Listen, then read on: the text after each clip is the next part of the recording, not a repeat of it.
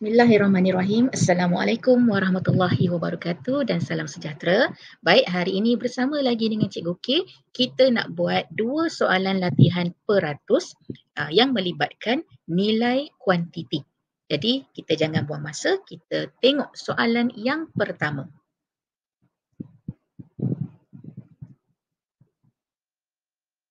Baik, soalan yang pertama kita ada 80% daripada 5.5 kilogram. Jadi perkara pertama sekali yang kita kena buat adalah untuk menukarkan 80% ini ke dalam bentuk pecahan. Jadi kita dah belajar sebelum ni, peratus itu bermaksud per 100. Jadi 80% secara logiknya adalah 80 per 100. Jadi kemudian kita tengok untuk perkataan daripada. Daripada ni selalunya adalah operasi darab. Jadi kita ubah ayat BM itu kepada ayat matematik iaitu darab 5.5 kilogram. Jadi selepas kita dapat macam ni, kita boleh selesaikan seperti biasa. Jadi kalau kita tengok dekat sini, 80% kita boleh mansuhkan ataupun kita boleh wacarkan angka kosong yang dekat belakang tu untuk jadikan 8/10. Jadi untuk 8/10 kita boleh mudahkan lagi dengan menggunakan sifir 2. Jadi kita boleh dapat 4/5.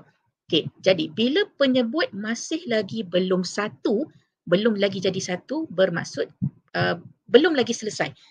Okey, jadi kita boleh mudahkan lagi antara 5 itu dengan pasangan dia 5.5. Jadi untuk 5 tu kita boleh bahagi dengan 5 untuk dapatkan 1 dan 5.5 kita boleh bahagi juga dengan 5 untuk dapatkan 1.1. Yang ini kamu boleh ambil satu ruang sikit dekat buku kamu ke, dekat kertas lain ke untuk kita buat jalan kerja bahagi itulah.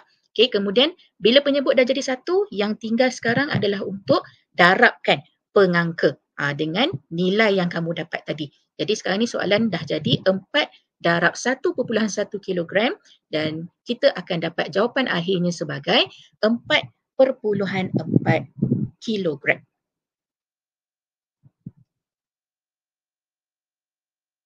Okey, macam mana pula kalau nilai peratus itu dah lebih daripada 100%. Okey, contoh macam soalan yang kedua ini, 215% daripada 1.6 jam. Jadi sebenarnya bila dah lebih daripada 100%, 100% ni, sebenarnya dia dah menjadi nombor bercampur.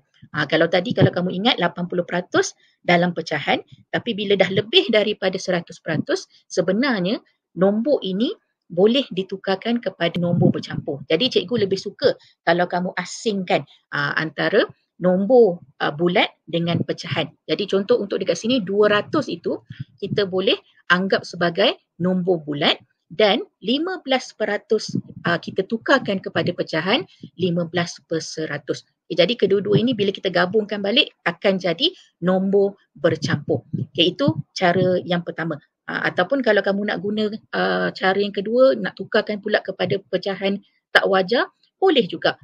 Cuma cikgu tak berapa sarankan sebab bila kita tukar kepada pecahan tak wajar ni, nombor akan jadi sangat besar. Okay, jadi cikgu lebih suka kalau kita asingkan sahaja kepada nombor bulat dan nombor pecahan. Okey, jadi kita sambung.